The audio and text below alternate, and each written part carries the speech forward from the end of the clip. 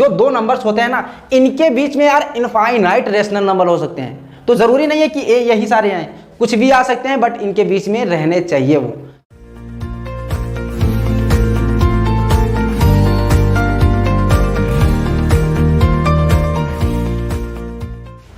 Hello friends, कैसे हैं आप सभी।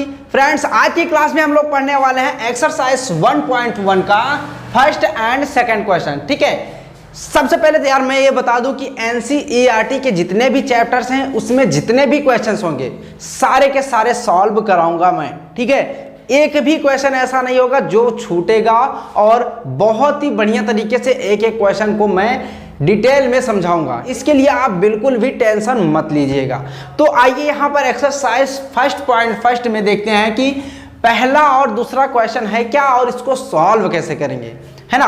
तो यहाँ पर देखो क्वेश्चन क्या है कि भाई is zero a rational number. सबसे पहले तो आपसे यही पूछ रहा है कि जो जीरो होता है क्या भाई वो रेशनल नंबर होता है कि नहीं, और कह रहा है कि भाई can you right it in the form P upon Q where P and Q are integers and Q is not equal to 0। यानी कि कह रहा है कि क्या आप जीरो को P upon Q के रूप में लिख सकते हैं जहां पर Q क्या होगा, वो जीरो के इक्वल नहीं होगा, और P and Q दोनों के दोनों आपके इंटीजर्स हैं।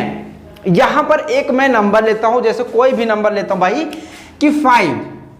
अब 5 अगर लिखते हैं तो क्या इसको हम P अपॉन Q के रूप में लिख सकते हैं कि नहीं। अगर आपको नहीं पता है तो मैं बता दूं भाई कि यहां पर अपॉन में हमेशा 1 होता है। अब ये क्या हो गया, P अपॉन Q के रूप में लिख सकते हैं कि नहीं लिख सकते हैं। अब यहां पर नीचे वाला जीरो है भी नहीं, क्योंकि यहाँ कंडीशन भी यही दी गई है कि जीरो नहीं होने चाहिए। बट अभी हम वहां पर नहीं पहुंचे हैं जहां आपको पहुंचना है। सिर्फ ये एक एग्जाम्पल के माध्यम से मैं समझा रहा था कुछ। अब देखो यहां पर जो जीरो लिखा हुआ है, मैं यहां पर जीरो लिख देता हूं। ठीक है, अब कह रहा है कि Q जो मतलब कि P अपॉन Q के रूप में इसको लिखना है। अब P तो इसको हमने लिख दिया, Q के रूप में क्या लिखेंगे। ठीक है, अगर यहां पर हम 1 लिख देते हैं, क्योंकि जीरो जो है ना वो नहीं लिखा जाएगा, क्योंकि Q के इक्वल में जीरो नहीं हो सकता है। तो जीरो अपॉन अगर 1 लिख देते हैं तो इसमें क्या कोई प्रॉब्लम हो सकती है, नहीं हो सकती है भाई। अगर 1 से हम 0 में डिवाइड करेंगे तो क्या आ जाएगा, 0। अब जैसे यहाँ पर 5 अभी हमने लिया था, 1 से अगर 5 में डिवाइड करेंगे तो 5, कोई भी नंबर लेंगे तो उस नंबर से अगर 1 में डिवाइड करेंगे तो क्या आएगा, 5 ही आएगा। ऐसे ही 1 में अगर हम 0 में अगर 1 से हम डिवाइड करेंगे तो क्या आएगा, 0 ही आएगा। या फिर हम कोई भी नंबर ले लें यार, 0/2, 0/3, 0/4, ये जहाँ जितने भी नंबर ले लेंगे सारे के सारे से अगर हम 0 में डिवाइड करेंगे तो क्या आएगा, भाई 0 ही आएगा। तो फिलहाल अभी हमको इसकी बात नहीं करनी, बात तो हमको इसको करनी है कि क्या P अपॉन Q के रूप में लिख सकते हैं। तो बिल्कुल लिख सकते हैं, जैसे यहाँ पर हमने इसको लिखा हुआ है ऐसे ही इसको भी लिखा जा सकता है। बस 0 आप ना रखिएगा अपॉन में, बाकी कोई भी नंबर लिख सकते हैं। तो यहाँ पर आप S लिखिएगा, ठीक है, और दिखा दीजिएगा ऐसे लिख करके कि भाई यहाँ P अपॉन Q के रूप में हमने लिखा हुआ भी है। बस इतना, अभी इसके आगे कुछ नहीं करना है आपको फर्स्ट क्वेश्चन में, है ना। अब आते हैं हम सेकंड क्वेश्चन पर। कह रहा है कि भाई find 6 rational numbers between 3 and 4। अब देखो यहां पर दो तरीके हैं। पहला तरीका यह है कि a + b अपॉन का 2, ये फार्मूला होता है।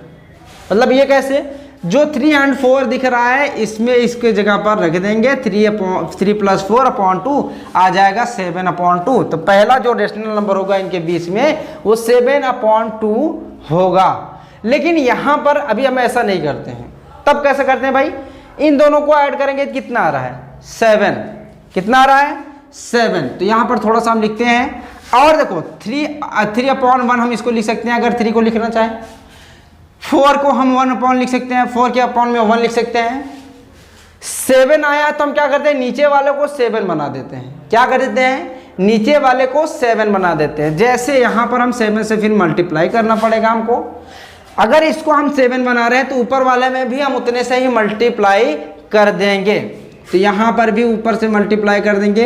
इसको भी नीचे वाला 7 बनाना है तो यहाँ पर भी 7 से मल्टीप्लाई करेंगे, और यहाँ पर भी 7 से मल्टीप्लाई करेंगे। अब ऐसा क्यों कर रहे हैं इसको आप देखिएगा।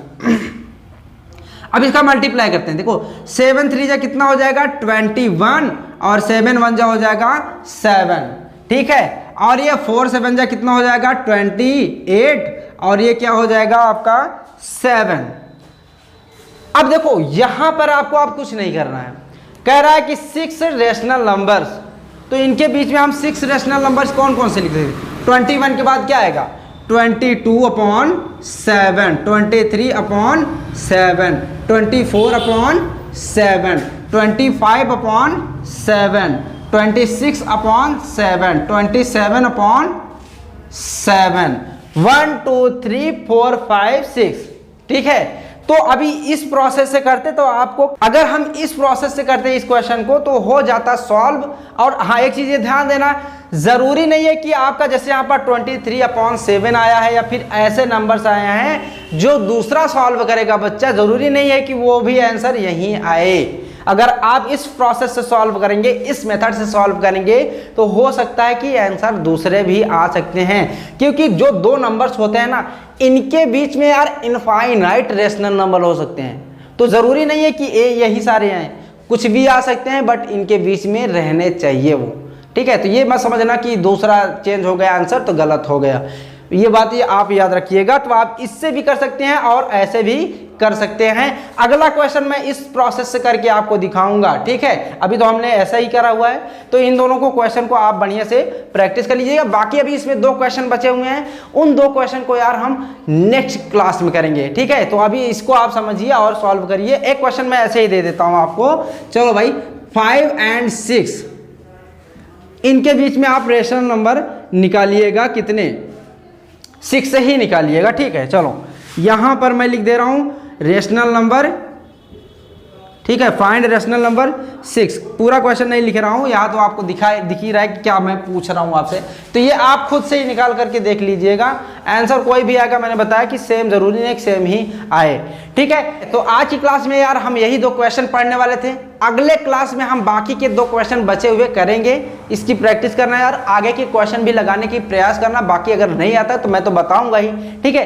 तो यार आज की क्लास को हम यहीं पर एंड करते हैं, फिर मिलेंगे नेक्स्ट क्लास में। तब तक के लिए bye bye and take care.